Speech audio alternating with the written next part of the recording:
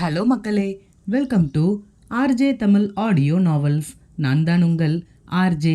என்னுடைய கதைகளை கேட்டு மகிழ என்னுடைய சேனலை சப்ஸ்கிரைப் செய்து கொள்ளுங்கள். இப்போ வாங்க கதைக்குள்ள போகலாம். கதையின் பெயர் அவனதிகாரம், அத்தியாயம் 60. கயல்விழி, பாத்தியாமா எதுக்கு வந்தாங்கன்னு கேட்கிறார். இதெல்லாம் நமக்கு தேவையா? லட்சுமி, நீ கொஞ்ச நேரம் சும்மா இரு கயல் என்றார் அதட்டலாக. மரகதம் பாட்டி, இங்க பாரு கயல், உனக்கு இங்க இருக்க விருப்பம் இருந்தா இரு, இல்லைன்னா மாப்பிள்ளைய கூப்பிட்டுக்கிட்டு நீ நம்ம காரிலேயே ஊருக்கு கிளம்பு, நாங்க புறவு வரோம் என்று கூறிவிட்டு கயல்விழியின் பதிலை எதிர்பார்க்காமல் யாழினியை நோக்கி சென்றவர், இப்போ என்னதான் பிரச்சனை? நீங்க பொறுமையா துணி எடுங்க, நாங்க அப்படியே இந்த இடத்தை சுத்தி பார்த்துக்கிட்டு இருக்கோம். நாங்களும் இந்த மாதிரி கடைக்கு எல்லாம் வந்தது இல்லைல்ல. யாழினி தன் தந்தையை பார்க்க அவரும் சம்மதமாய் தலையசைக்கவும் சரி பாட்டி என்று ஒப்புக்கொண்டாள். பின்பு ஒரு புறம் ஆரணி அவளுக்கு துணிகளை எடுத்து குவிக்க, மறுபுறம் அபிமன்யு யாழினிக்காக பார்த்து பார்த்து துணிகளை எடுத்தான்.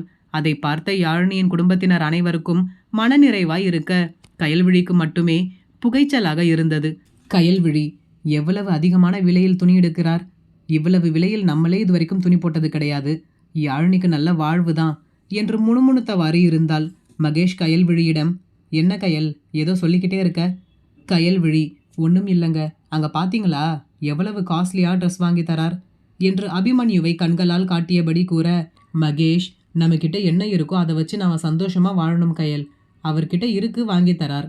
கயல்விழி மகேஷின் பதிலில் தன் முகத்தை திருப்பிக் கொண்டாள். அனைத்து வேலைகளும் முடிந்து கடையிலிருந்து கிளம்புகையில் சுப்பிரமணி மீராவிடம், சரிம்மா, அப்போ நாங்கள் கிளம்புறோம், ஊருக்கு எல்லாரும் ஒரு நாள் வாங்க. மீரா, என்னன்னா கடைக்கு வந்துட்டு வீட்டுக்கு வராமல் அப்படியே கிளம்புறீங்களே? சுப்பிரமணி, இல்லைம்மா, பிள்ளையை பார்க்கணும் போல இருந்துச்சு, அதான் வந்தோம். சரி, கடையில் இருக்கீங்கன்னு சொன்னதால் அப்படியே இங்கேயே வந்து பார்த்துட்டு போயிடலாம்னு வந்தோம். அதான் பார்த்துட்டோமே, நாங்கள் இப்படியே கிளம்புறோம்மா. மீரா, அண்ணா, அன்னைக்கு உங்கள் வீட்டில் நடந்ததெல்லாம் மனசில் வச்சுக்கிட்டு தான் இப்படி பேசுகிறீங்களா? இப்படியே கிளம்புனா அது நல்லா இருக்காதுண்ணா. வீட்டுக்கு வந்துட்டு போங்க. என்னதான் பிரச்சனை வந்தாலும் போனாலும் உங்கள் பொண்ணு வீட்டுக்கு நீங்கள் வராமல் போயிடுவீங்களா? அதற்கு சுப்பிரமணி பதில் எதுவும் கூறாமல் அபிமன்யுவை பார்க்க, அவனோ நீங்கள் வந்தால் எனக்கு என்ன, வரவில்லை என்றால் எனக்கு என்ன என்பது போல் நின்று கொண்டிருந்தான். தன் தந்தையின் எண்ணத்தை புரிந்து கொண்ட யாழினிக்கு, ஐயோ கடவுளே, நான் பேசுறதுக்கே விட மாட்டேங்கிறார். இப்போ இவர் சொல்லாமல் அப்பா வீட்டுக்கு வரமாட்டார். இவரை எப்படி அவங்கள வீட்டுக்கு வாங்கன்னு கூப்பிட வைக்கிறதுன்னு தெரியலையே. ஒவ்வொரு தடவையும் இவங்களுக்கு நடுவில் மாட்டிக்கிட்டு முழிக்கிறதே எனக்கு பொழப்பா போச்சு என்று சலித்தபடி வெளியே அபிமன்யுவின் கையை சுரண்டினாள். அபிமன்யு, நோ வே, இந்த தடவை நீ என்ன செஞ்சாலும் நான் ஏமாற மாட்டேன், உன்னை பார்க்கவே மாட்டேன் என்று நினைத்தபடி வேறெங்கோ பார்த்தபடி நின்றான். யாழினிக்கு தன் அழைப்பது அவனுக்கு தெரியவில்லையோ என்று தோன்ற, மாமா என்று அழைத்தபடி அவனின் கையை சுரண்டினாள். அபிமன்யு, இவளுக்கு வேலை ஆகணும்னா மட்டும் மாமா மாமான்னு கூப்பிடுவா, இந்த தடவை நீ என்ன பண்ணாலும் நான் அசரமாட்டேன் என்று முணுமுணுத்தபடி தன் செல்போனை எடுத்து அதில் தீவிரமாக எதையோ பார்ப்பது போல் பாவனை செய்தான். யாழினி இது வேலைக்காகாது என்று எண்ணியவள் அனைவரின் முன்பும் சத்தமாக, சரிங்க மாமா, நான் அப்பா கிட்ட சொல்லிடுறேன் என்று அபிமன்யுவை பார்த்து கூறிவிட்டு தன் தந்தையிடம், அப்பா, உங்க எல்லாரையும் மாமா வீட்டுக்கு வந்துட்டு கிளம்ப சொல்றாங்க. அன்னைக்கு நடந்தது எதுவும் மனசுல வச்சுக்க வேண்டாமாம், அவங்க நேரடியா சொல்ல கூச்சப்படுறாங்க போல இருக்கு என்று சிரித்தபடி கூறி சமாளித்தாள். ஆரியன், என்னது மாமாவா, இது எப்போல இருந்து என்றான் ஷாக்காக. ஆரணி, எனக்கும் அதே டவுட் தாண்டா. வள்ளியம்மை பாட்டி யாழினியின் சமாளிப்பை உணர்ந்தவர், அவ புருஷனை அவ எப்படி கூப்பிட்டா உங்களுக்கு என்ன, அவங்களுக்குள்ள 1000 இருக்கும், இதெல்லாம் நோண்டிக்கிட்டு இருக்கக்கூடாது என்று சிறியவர்களை அங்கிருந்து அகற்றிவிட்டார். சுப்பிரமணியை பார்த்து, அதான் அபி இவ்வளவு தூரம் கூப்பிடுறான்ல, வீட்டுக்கு எல்லாரும் வந்துட்டு போங்கப்பா என்று அழைத்தார். அபிமன்யு கோபத்தில் யாழினியை முறைத்து கொண்டிருக்க அதையெல்லாம் கண்டுகொள்ளும் மனநிலையில் அவள் இல்லை. எப்படியாவது இவர்களை சமாதானம் செய்ய வேண்டும் என்பதில் உறுதியாக இருந்தாள். சுப்பிரமணி சரி என்று ஒப்புக்கொள்ள அனைவரும் வீடு நோக்கி புறப்பட்டனர். யாரும் அறியாத வண்ணம் யாழினியின் கையை பிடித்து பின்னிழுத்த அபிமன்யு பற்களை கடித்தபடி கோபமாக, என்னடி நினச்சிக்கிட்டு இருக்க நீ? யாரை கேட்டு இப்படியெல்லாம் செய்கிற? நான் உன்கிட்ட சொன்னேனா இவங்களை வீட்டுக்கு கூப்பிடுன்னு? எதுக்கு போய் சொன்ன? யாழினி, எதுவாக இருந்தாலும் வீட்டுக்கு போய் பேசிக்கலாம், எல்லாரும் பார்க்குறாங்க. தாங்கள் இருக்கும் சூழலை உணர்ந்த அபிமன்யு அனைவருக்கும் தாங்கள் காட்சி பொருளாக ஆக வேண்டாம் என்று எண்ணி அவளின் கையை விடாமல் அவளையும் தன்னுடன் சேர்த்து அழைத்து கொண்டு புறப்பட்டு விட்டான். வீட்டிற்கு சென்றதும் ஆரணியும் ஆரியனும் யாழினியின் இரு கைகளையும் பிடித்து இழுத்து கொண்டு தோட்டத்து பக்கம் சென்று விட்டனர். யாழினி, என்ன பண்றீங்க 2 பேரும், விடுங்க கைய, எல்லாரும் வந்திருக்காங்கல்ல. இவர்கள் செல்வதை பார்த்த கயல்விழி இவர்களை பின்தொடர்ந்து தோட்டத்திற்கு வந்தாள். ஆரணி, அதெல்லாம் இருக்கட்டும், அப்புறம் பார்த்துக்கலாம். என்ன நடக்குது உனக்கும் அண்ணாவுக்கும் நடுவுல? இவ்வளவு நாள் அண்ணா உன்கிட்ட சண்டை போட்டுக்கிட்டு தானே இருந்தாங்க. இப்போ என்ன நீ அவரை மாமான்னு கூப்பிடுற? அவரும் எதுவும் சொல்லாமல் அமைதியா நிற்கிறார். யாழினி சிரித்தபடி சமாளிக்க, ஆரியன், இந்த மழுப்புற வேலையெல்லாம் எங்ககிட்ட வேண்டாம். இவங்க 2 பேரும் இப்போ கொஞ்சம் நாளா சரியே இல்ல ஆரணி. நம்ம தான் சரியா கவனிக்காமல் விட்டுட்டோம். இவகிட்ட நம்ம அண்ணா ஆரம்பத்தில் எவ்வளவு கோபப்பட்டார். இப்போ எப்படி மாறிட்டார் பாத்தியா? இவளுக்காக ஷாப்பிங் பண்ண கடைக்கு வரார். இவ என்னடான்னா மாமான்னு கூப்பிடுறா. என்ன பண்ணி எங்க அண்ணனை உன் கைக்குள்ள வச்சிருக்கன்னு ஒழுங்கா சொல்லிடு. யாழினி, என்ன உளறுற? உங்க அண்ணாவை போய் யாராவது கைக்குள்ள வச்சுக்க முடியுமா? அவர் எவ்வளவு பெரிய ஆளு? ஆரியன், அதை தான் நானும் கேட்குறேன். அவ்வளவு பெரிய ஆளை நீ எப்படி இவ்வளவு ஈஸியா மாத்திட்ட? ஆரணி, எனிவேஸ் உங்க 2 பேரையும் சந்தோஷமா பார்க்க எனக்கும் ரொம்ப சந்தோஷமா இருக்கு யாழ் என்று யாழினியை அணைத்து கொண்டாள்.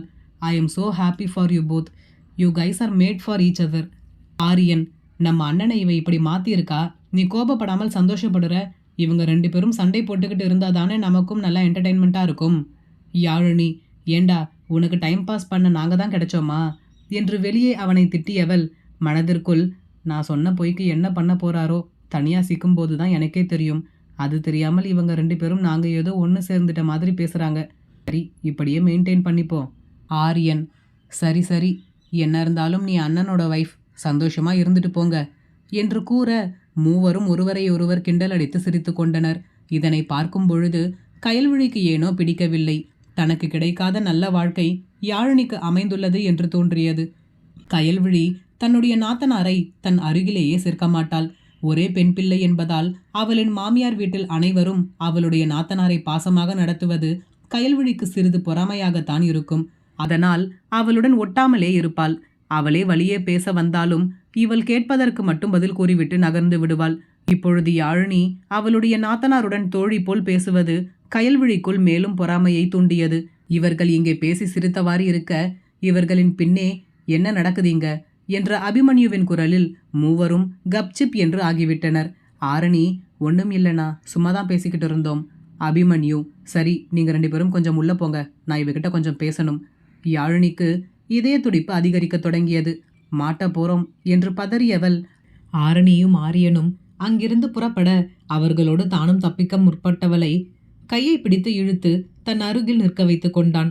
அவர்கள் சென்றவுடன், அபிமன்யு, என்ன நினச்சிக்கிட்டு இருக்க நீ உன் மனசில்? உன் இஷ்டத்துக்கு உங்கள் வீட்டில் என்னென்னமோ சொல்கிற. அதுவும் உங்கள் வீட்டு ஆளுங்களை நான் எங்கள் வீட்டுக்கு கூப்பிட்டேன்னு சொல்கிற. உனக்கு எவ்வளவு திமிர் என்றான் அடித்தொண்டையில். அபிமன்யுவின் குரலில் யாழினிக்குள் சற்று படபடப்பு ஏற்பட, சாரி என்றாள் மெதுவான குரலில். அபிமன்யு, பண்றதெல்லாம் பண்ணிட்டு சாரியா? சாரி, எல்லாத்துக்கும் சாரி சொல்லி சரி பண்ணிட முடியாது. நான் சொல்லாததை சொன்னேன்னு சொல்லி உன் வீட்டு ஆளுங்களை மொத்தமாக இங்கே கொண்டு வந்துட்டல்ல, அதே மாதிரி இனிமே நான் என்ன சொல்கிறேனோ அதுதான் நீ கேட்கணும். காட் இட் என்று கூறிய பின் அவளின் பதிலை எதிர்பாராமல் அவளின் கையை பிடித்து இழுத்து கொண்டு நடு கூடத்திற்கு சென்றான். அபிமன்யு, அம்மா, பாட்டி, உங்கள் எல்லார்கிட்டையும் நான் ஒரு விஷயம் சொல்லணும். இவன் புறம் திரும்பிய மீரா, இவன் யாழினியின் வீட்டு ஆட்களை ஏதேனும் கூறிவிடுவானோ என்ற பதட்டத்துடன், என்ன அபி, எதுவாயிருந்தாலும் அப்புறமா பேசிக்கலாமே என்றார் சமாளிப்பாக. அபிமன்யு, இல்லை மாம், நீங்கள் பயப்படுற மாதிரி எதுவும் கிடையாது, எல்லாம் ஹாப்பி நியூஸ் தான்.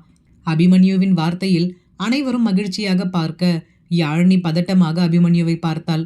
நமக்கு தெரியாமல் என்ன குட் நியூஸ்னு தெரியலையே என்று நினைத்தபடி.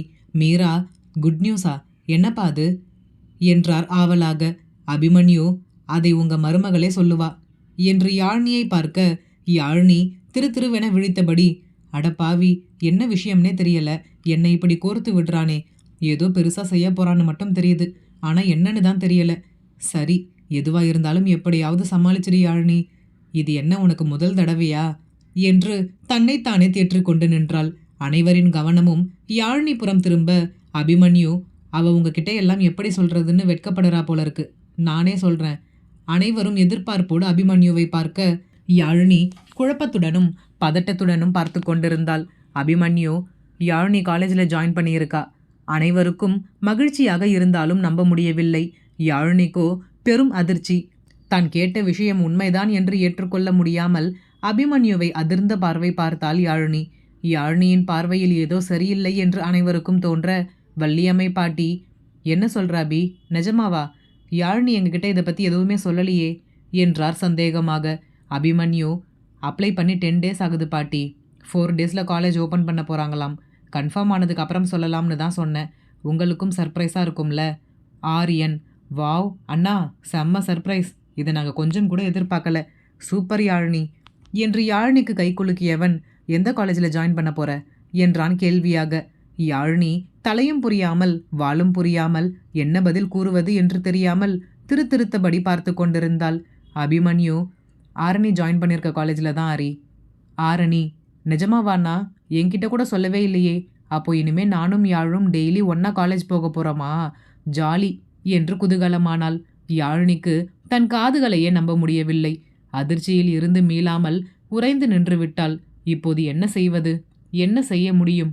இவர்களிடம் இல்லை என்றும் கூற முடியாது.